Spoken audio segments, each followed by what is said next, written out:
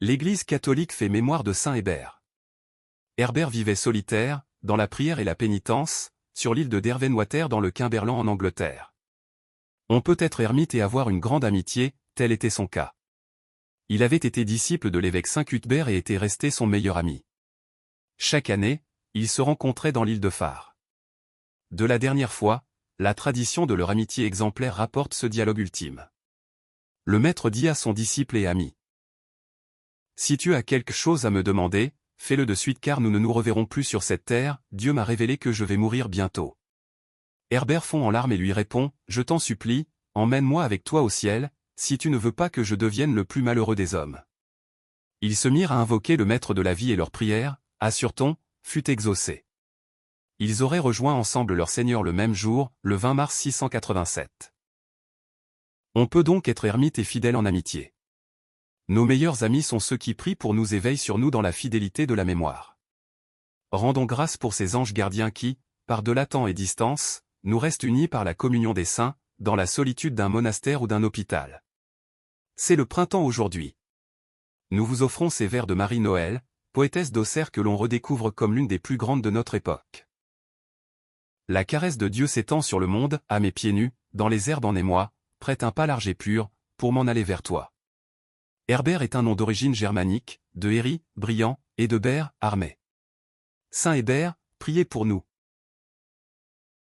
Évangile. On cherchait à l'arrêter, mais son heure n'était pas encore venue. Ta parole, Seigneur, est vérité. Et ta loi, délivrance. L'homme ne vit pas seulement de pain, mais de toute parole qui sort de la bouche de Dieu. Ta parole, Seigneur, est vérité. Et ta loi, délivrance. Évangile de Jésus-Christ selon saint Jean. En ce temps-là, Jésus parcourait la Galilée. Il ne voulait pas parcourir la Judée, car les Juifs cherchaient à le tuer. La fête juive des Tentes était proche. Lorsque ses frères furent montés à Jérusalem pour la fête, il y monta lui aussi. Non pas ostensiblement, mais en secret. On était déjà au milieu de la semaine de la fête. Quand Jésus monta au temple, et là il enseignait.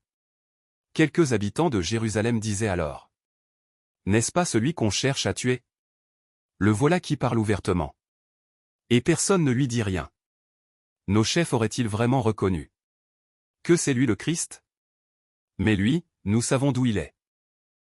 Or, le Christ, quand il viendra, personne ne saura d'où il est. Jésus, qui enseignait dans le temple, s'écria: « Vous me connaissez? Et vous savez d'où je suis? Je ne suis pas venu de moi-même. Mais il est véridique, celui qui m'a envoyé. Lui que vous ne connaissez pas. Moi, je le connais. Parce que je viens d'auprès de lui. Et c'est lui qui m'a envoyé. » On cherchait à l'arrêter.